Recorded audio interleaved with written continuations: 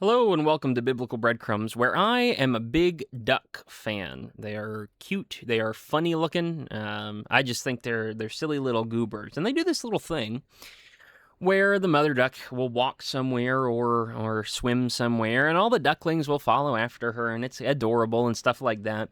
And then you see all those videos where the ducklings don't follow after her, or where the mother duck walks over a sewer grate, and all the ducklings walk over the sewer grate, and then they fall in because the mother duck is big enough that she knows how to walk over it and avoid it, and the young ducks are really dumb and don't have that understanding, and so they fall through the sewer grate. And then what happens to them?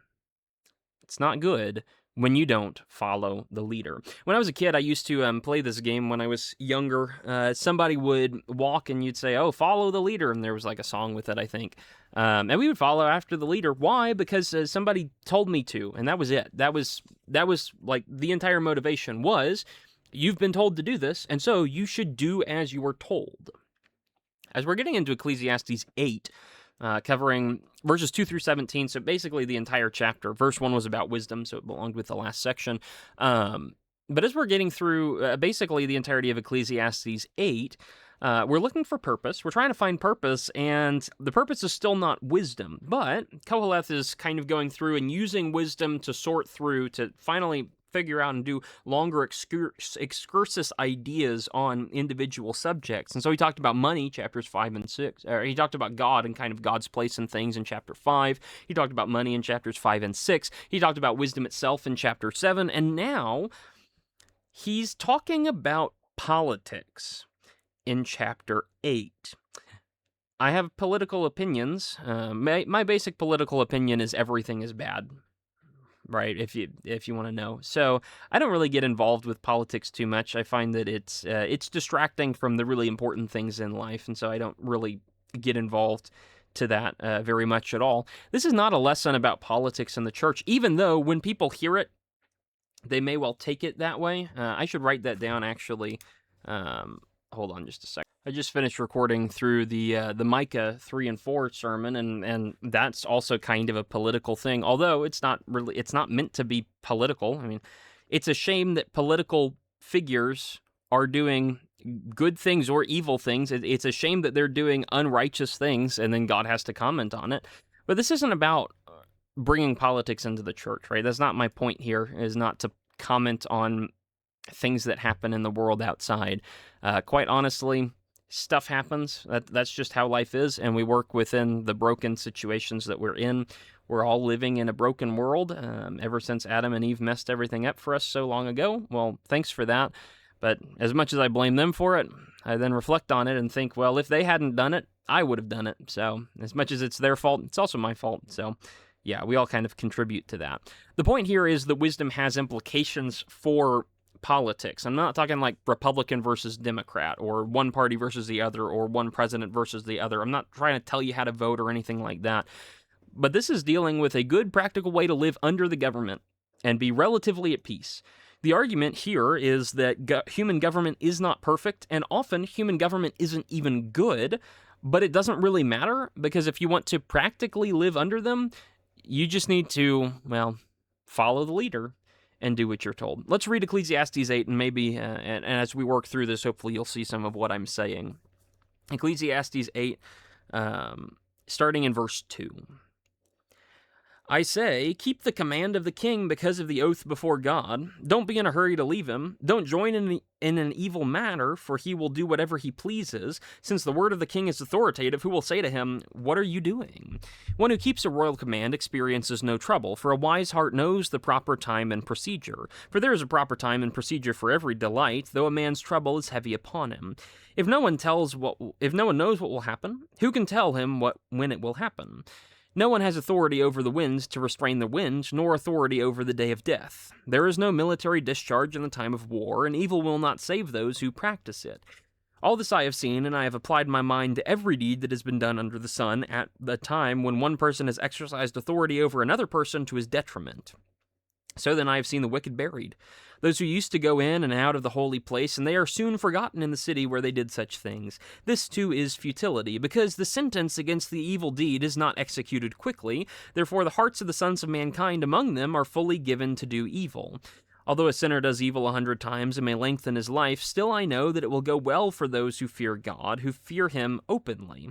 But it will not go well for the evil person, and he will not lengthen his days like a shadow, because he does not fear God. There is futility which is done on the earth. That is, there are righteous people to whom it happens according to the deeds of the wicked. On the other hand, there are evil people to whom it happens according to the deeds of the righteous. I say that this too is futility. So I commended pleasure, for there is nothing good for a person under the sun except to eat, drink, and be joyful, and this will stand by him in his labor throughout the days of his life which God has given him under the sun. When I devoted my mind to know wisdom and to see the business which has been done on the earth, even though one should never sleep day or night, I saw every work of God. I concluded that one cannot discover the work which has been done under the sun. Even though a person laboriously seeks, he will not discover, and even if a wise person claims to know, he cannot discover. Follow the leader, right? That's what you should be doing. That's how you should be living your life. If you want a practical way to live under the government, do what you're supposed to. And that's about the simplest way that this can go down. It's going to break down into 3 basic ideas.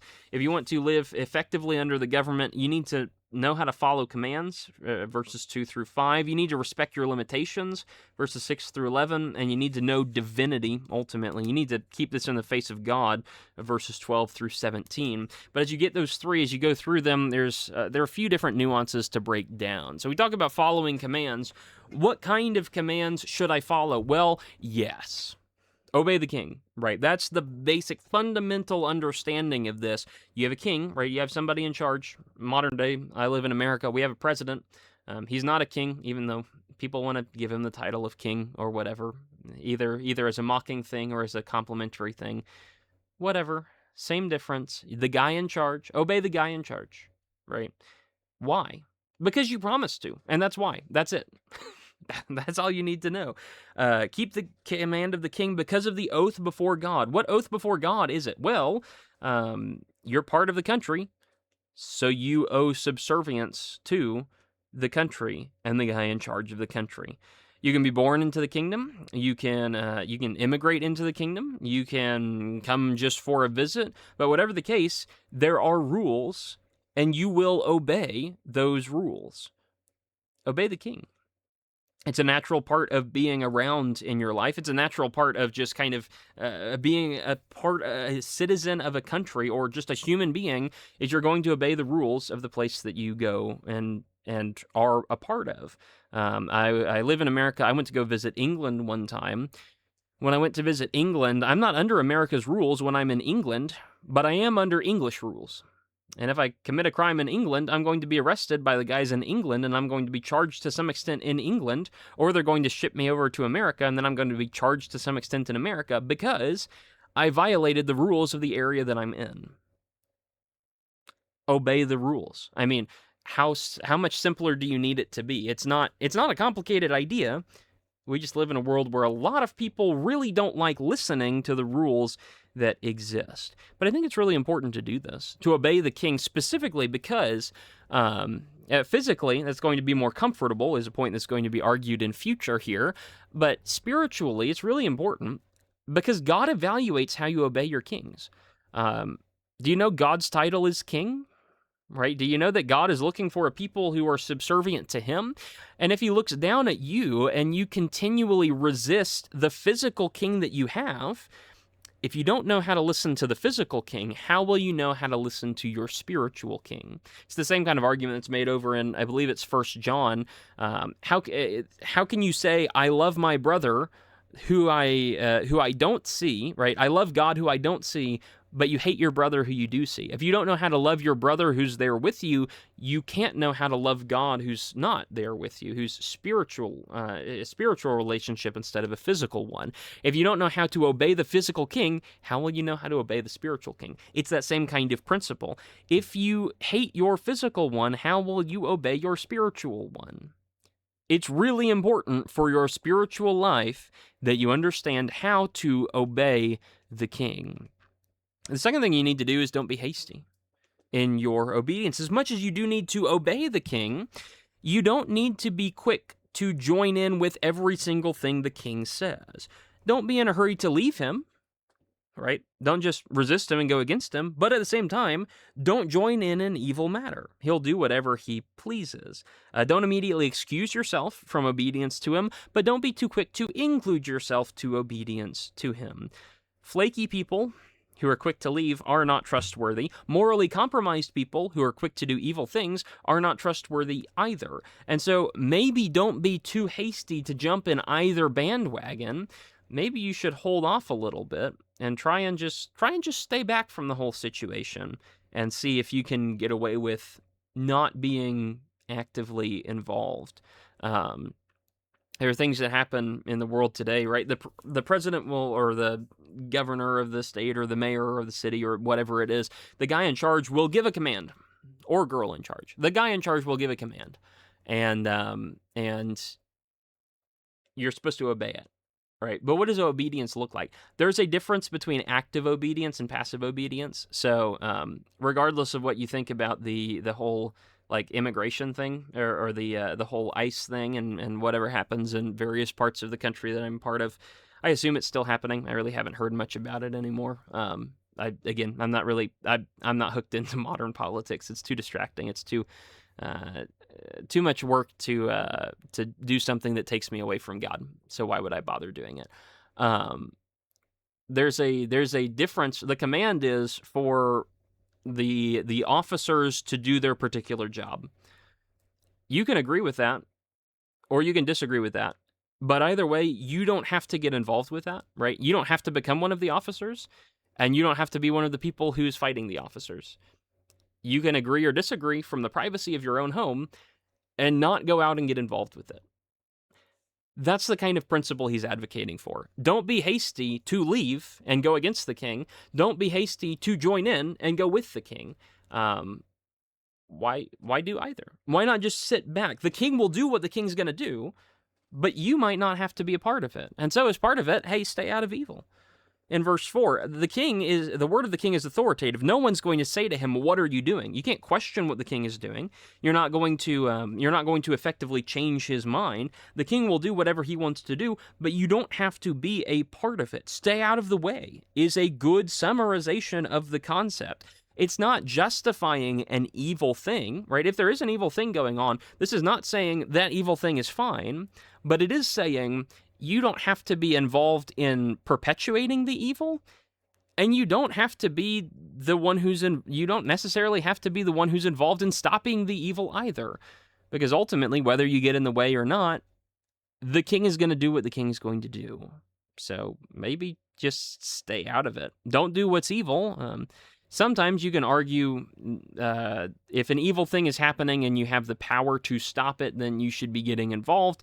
Most of the times you're not going to have the power to stop it, so that's another different consideration. But again, the basic principle is just stay out of evil, right? Just stay out of it.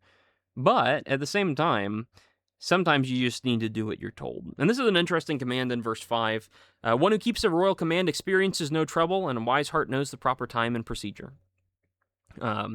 Do what you're told for your physical sake. It may not be the best spiritual advice, but number one, you have to keep in mind, Koheleth, the writer here, is not a particularly spiritual guy. The other thing you have to keep in mind is practically, he's absolutely right. If you're thinking just under the sun, I should probably write that phrase in here, right? If you're thinking under the sun, which is kind of his MO for most of what he writes, if the king demands your service, it's going to be better for you physically if you just kind of do what the king told you to do. That's just easier if you do it.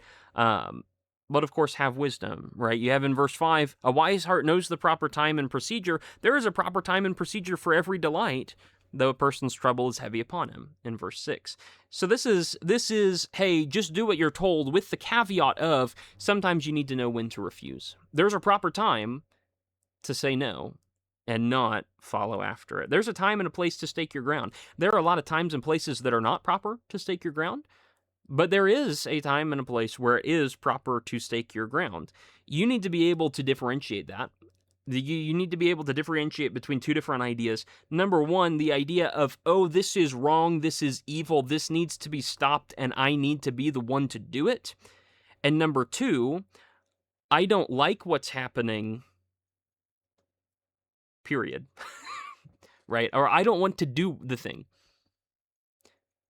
Sometimes if something is absolutely horrible, evil, and wrong, and you need to be the one to stop it, then, maybe there is a proper time and place to stand your ground against the government. Maybe so.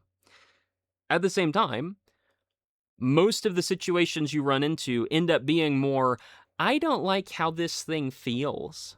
And if you don't like how that thing feels, then suck it up. I mean, that's not a very nice way to say it, but it's true.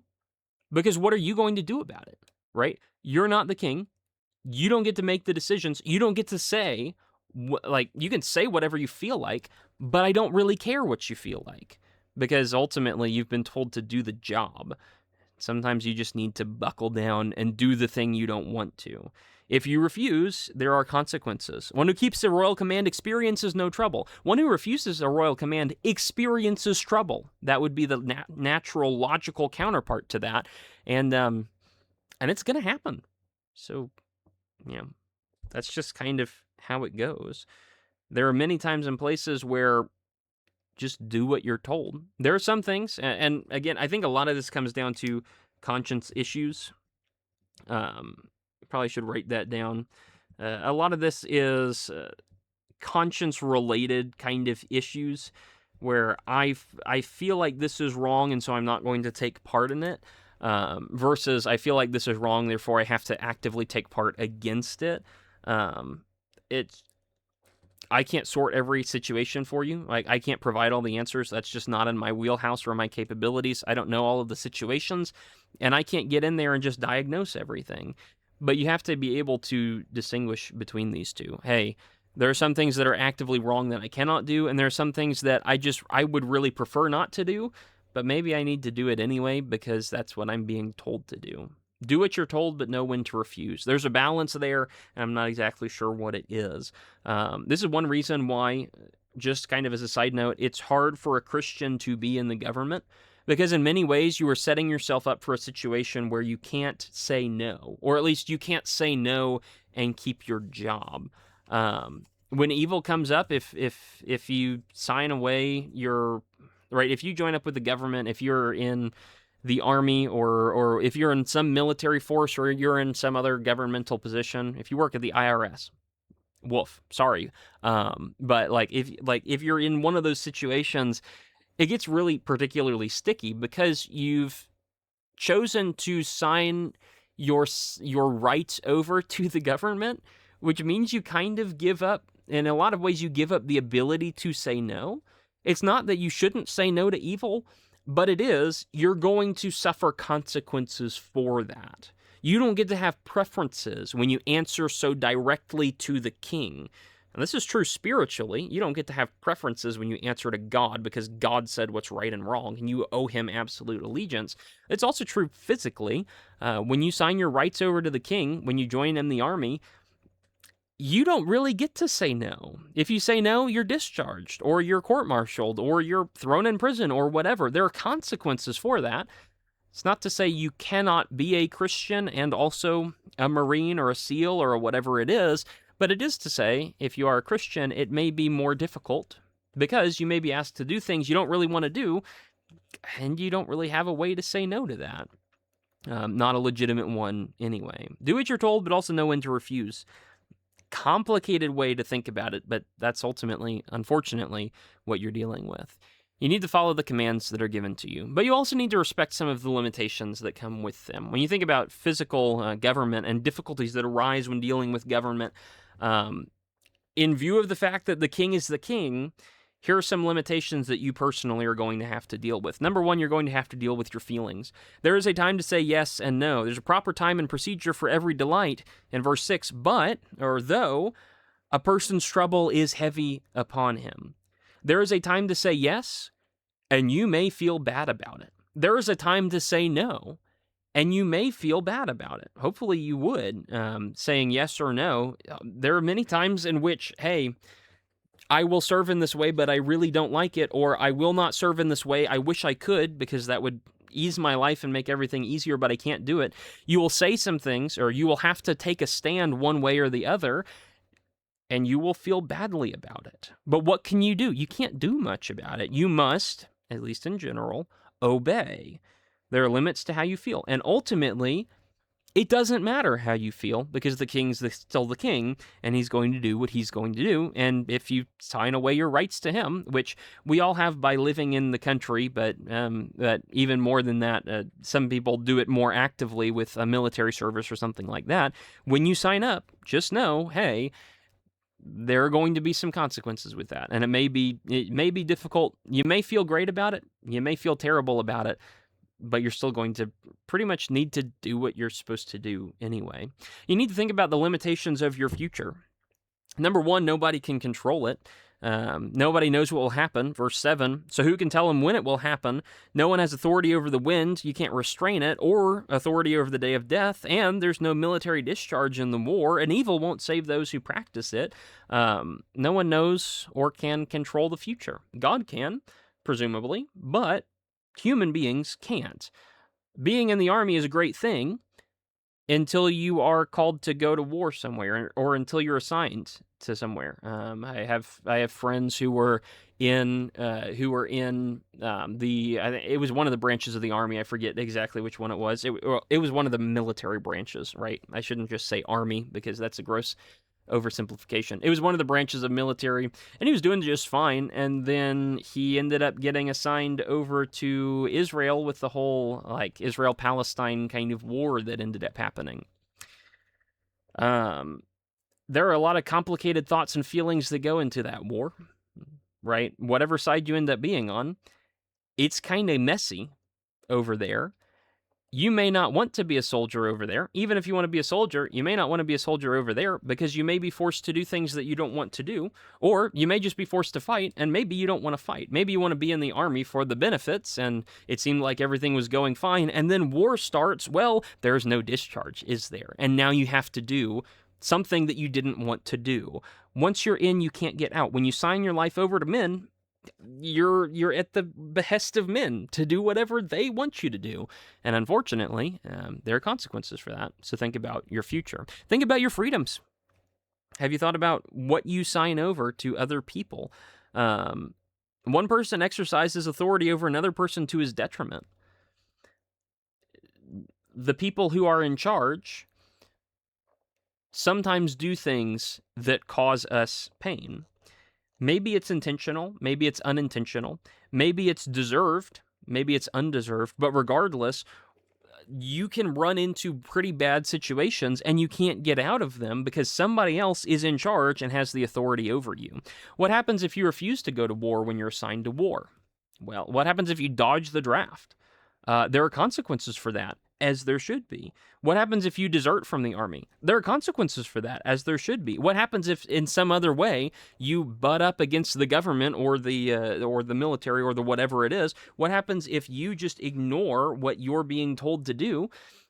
There are consequences for that, as there should be. You surrendered your freedoms, even by just living in the country. If I live in America, I don't have the freedom to steal, or at least I shouldn't. In some places you do. That's probably not good, but, they make their own decisions, don't they? I don't have the freedom to steal. I don't have the freedom to murder. I don't have the freedom to do these things. I mean, I technically can. Nobody's physically restraining me from going in and stealing $10,000 worth of stuff. Nobody's stopping me from doing that. But there are consequences to that. I get taken to jail as I should. Or if I kill somebody, hopefully I get executed as I should. We're going to talk about that in verses 10 and 11, right? There are consequences for the things that you do. It's true for normal citizens. It's extra true if you are a government official or a soldier. We all kind of passively sign on to the contract when we are in the country. But if you actively sign into a government agency, well, maybe you have a bit more pressure there. Maybe you have a bit less freedom there. There are people who work hyper-secret jobs, and then one of the parts of their jobs is they can't tell anyone what they do, and they have to lie about their situation. How does a Christian navigate that? I have no idea. Maybe that might not be the thing that you volunteer for. Maybe you don't want to sign away your freedoms to that extent, right? Just think about that. That may be something to reflect on. I think for a lot of these I think I could get away with saying it a lot simpler and leaving it open for people to reflect on rather than going into detail on every single point, but I'll try to clear that up for the actual sermon itself. The other thing you have to keep in mind is your own forgetfulness, and this is true for yourself, this is true for the rest of the nation. The wicked get buried and then they're forgotten about. The wicked, the sentence against the evil deed isn't executed, so the wicked don't experience immediate suffering, pain and suffering for what they did, and so everybody kind of forgets about it. How much is forgotten after a few years? Wickedness is so often forgotten. Righteousness is forgotten too.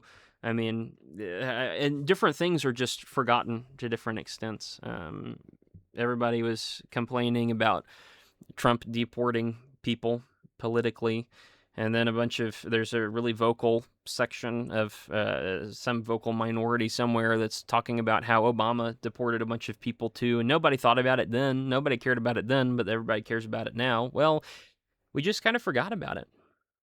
Right. I'm sure that other presidents have done horrible things in the past, and everything except Watergate we've forgotten about, it seems.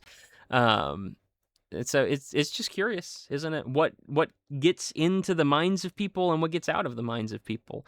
Because a lot of times something is bad for a few years and then it's gone for a few years. Then we kind of forget about it.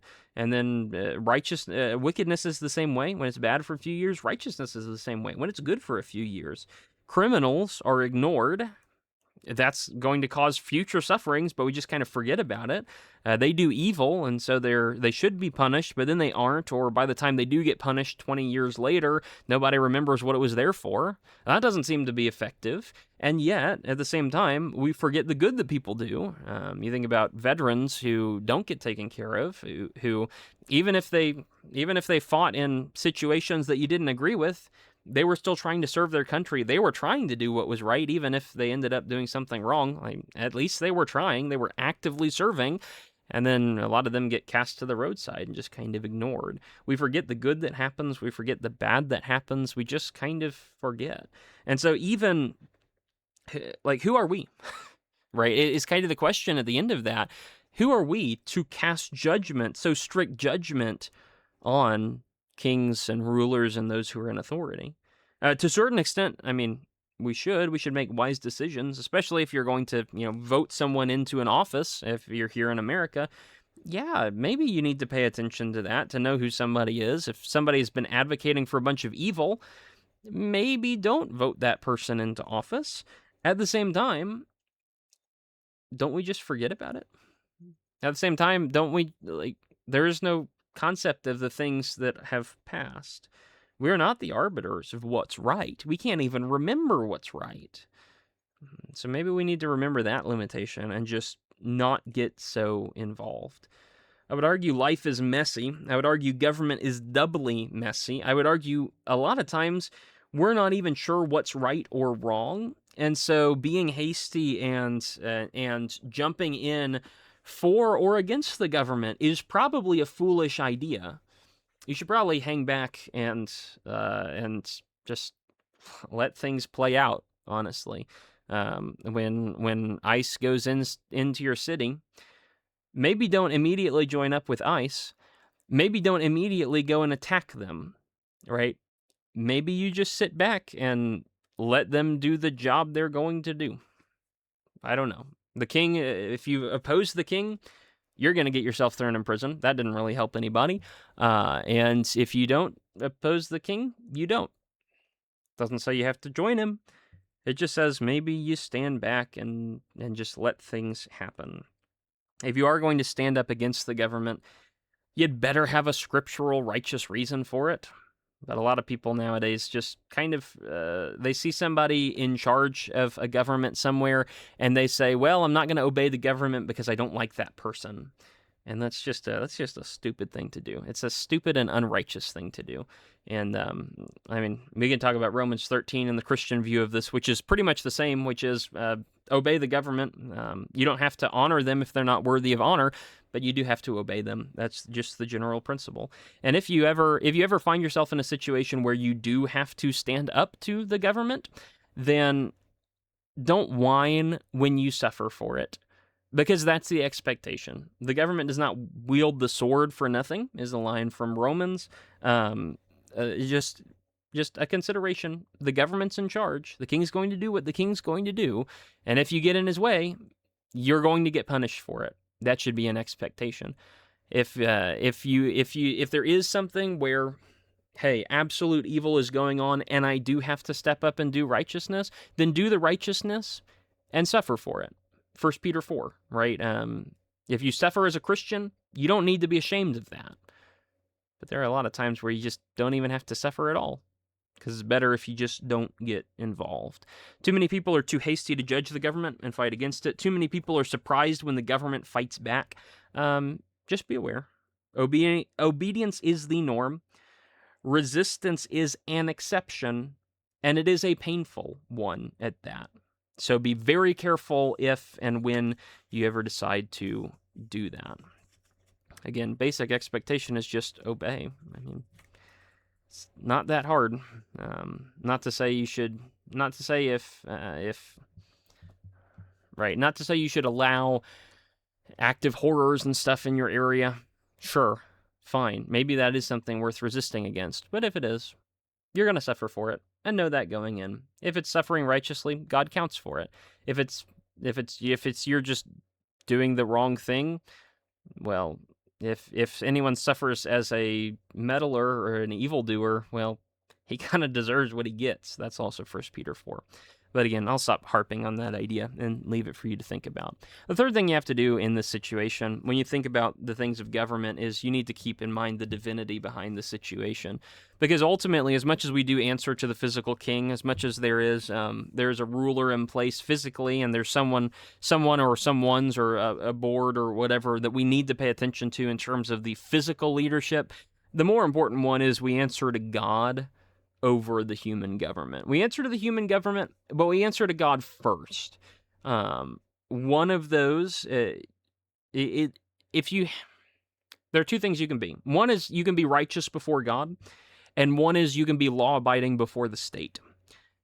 If those two are in contention, you better be righteous first, and then law-abiding second. But if those two are not in contention, and most of the time they're not, you must be both of them, right? There are a lot of people who make a false dichotomy and pretend that to be righteous you must break a law, when in reality the law that you're breaking is not something that is righteous or not. It's not either way. Again, if you're righteous, it's better to be righteous than it is to be law-abiding. But in the vast majority of all situations you will encounter, it's totally possible to be both, and you should just be both. Law-abiding is still the expectation. Pray that you don't have to disobey it, and if you ever do have to disobey it, saddle up, because you're going to get punished, and, that's fair. That's what that's what government has the right to do. One thing we have to keep in mind when you think about the physical is that in terms of the divine, is that physical actions have eternal consequences. Verses 12 and 13, a sinner can do evil 100 times and lengthen his life, but it's going to go poorly before God. At the same time, those who fear God, it will go well for them. You can have a short life, but if you feared God, it's going to go well. Whereas if you did a bunch of evil physically, and even if and you didn't fear God, it's going to go poorly from you. This is true for you, and it's true for the king. Things may work on earth, things may work out well for you on earth, but depending on how you lived, if you lived unrighteously, they won't work well for you after earth. Better to disobey the king and get heaven than to obey the king and get hell. But the optimal path, and in most situations, the normal path, is that you can obey the king and still obey God and get heaven at the same time. Pray that you can avoid that. Pray that you can avoid the situations where the king, the physical king, and God, the spiritual king, come in conflict. Pray that you can avoid those kinds of evil situations. Another thing you have to keep in mind is, well, you should enjoy life while you can. You think about these things in terms of the future and in terms of God. Righteous people can be righteous and bad things can happen to them. Wicked people can be wicked and good things can happen to them. You don't know what the next day is going to hold. You may be in the army one day and then the next day you're drafted and sent over to a war zone that you don't want to be sent over to. So enjoy life while you can. I commended pleasure. There's nothing good for a person under the sun except to eat and drink and be joyful, and this will stand by him in his labor throughout the days of his life, which God has given to him under the sun. It's just a curious way to phrase it. You may die young. You may be thrown in prison for being righteous. You may get stuck in a bad situation and you can't get out of it. There's basically, this phrase is basically saying there's nothing good except to be happy. It's a bit sardonic, isn't it? It's almost sarcastic. There's nothing better for a man than to eat and drink and be joyful, because you never know when you'll be sent to the war zone 12 hours later and then get shot and die. Well, that's a way to put it. But isn't that true? I mean, that's what we'll cover in chapter 9. Enjoy life with the wife whom you love all the days of your futile existence on the earth, because you only have a few of them, and it'll run by really quick, and then you'll die, and then you have nothing. Enjoy life while you can. Sardonic, sarcasm, some kind of not irony, but some kind of just making fun of the situation. Sometimes you just have to laugh at the horrible situations that we're put in, because that's often how life goes. You need to also remember your humanity. As kind of the last idea here is you need to remember your humanity, especially in light of who God is. In one sense, you need to remember your limitations. You cannot know everything, and so your judgments about good and evil may be wrong. There's a reason he said earlier on, hey, don't be hasty in what you judge. It may be that you look at a situation and you say, oh, that's good, and then you start joining in to help with that good thing, and then you realize partway through that was not quite good, and whatever situation you're in. Or you can say, that's evil, and then realize after watching it or how it goes after a while, you can realize, oh, that's actually not that evil. That's not as bad as I thought it was. Or maybe it's not bad at all. Or maybe I was just messed up. Your judgments are limited. You are human. So remember that. You cannot know everything. But at the other time, or on the other hand, in another sense, you do have to remember your calling. You do know some things. You're made in the image of God. You're not dumb. Well, you're probably not dumb. You're able to think, probably. You're able to make some discernments. And God does expect us to be good. He expects us to do good. He expects us to have an idea of what good is.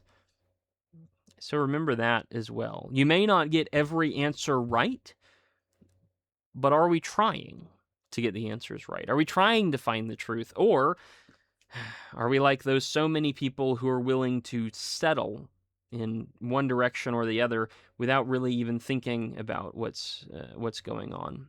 Too many people are obeying or disobeying the king based purely on the fact of whether they like or dislike the king. That's not going to help. That's not going to be righteous. That's not going to get you anything when you go in front of God. If your answer is, well, I liked the guy, so I followed him, or, well, I didn't like the guy, so I thought I could ignore him, I just imagine God will shake his head at that, because that's a ridiculous thing to do, and not a righteous way to think or work through that at all. Too many people oppose or support their governments based on how they feel about any particular given situation at the moment, instead of evaluating it in the light of God and the light of right and wrong. Remember, you're just a human, but do your best to be wise in how you deal with these things. And so I don't tend to get involved in politics. I went through a phase for a couple of years where I was involved in politics. I was listening to things about it. I was caring enough about it to know what was going on, and that means I was caring too much about it. It's easier. Easy things are not always the best ones, right? It was easier for me to just kind of ignore what was happening.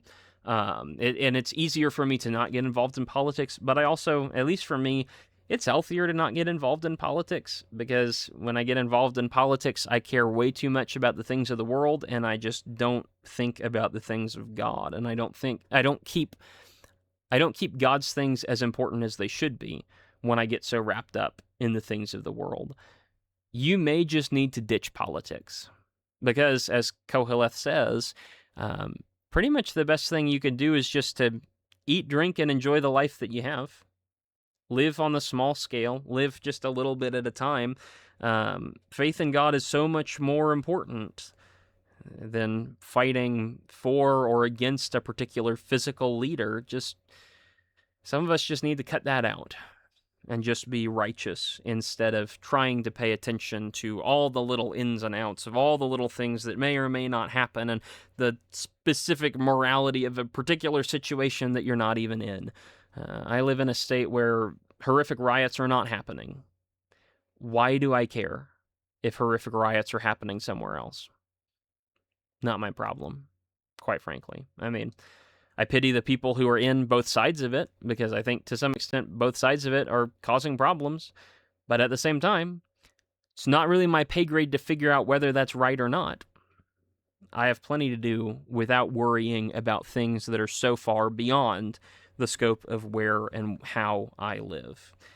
And so the basic expectation is obey the government. In light of God and in light of all these righteous things, obey the government.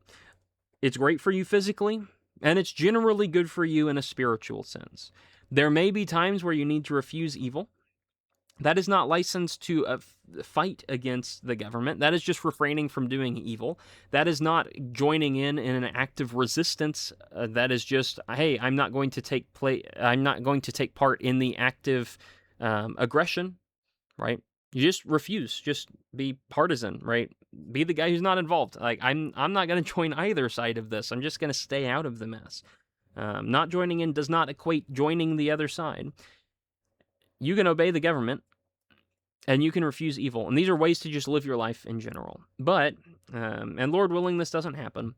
But if you ever find yourself in a situation where those two do come into conflict, and in order to obey the government, you would have to do evil, or in order to refuse evil, you would have to disobey the government. If you ever find those two in conflict, don't be surprised if you suffer for it. You probably will, and you should, right? The government has the authority and the power to do that if those two do conflict. And it is yet another reminder and another reason why our faith should not be in any particular government or governmental figure, because those may come in conflict with God. Our faith must be in God first and only. You can be involved in the government. It may not go so well. I don't know.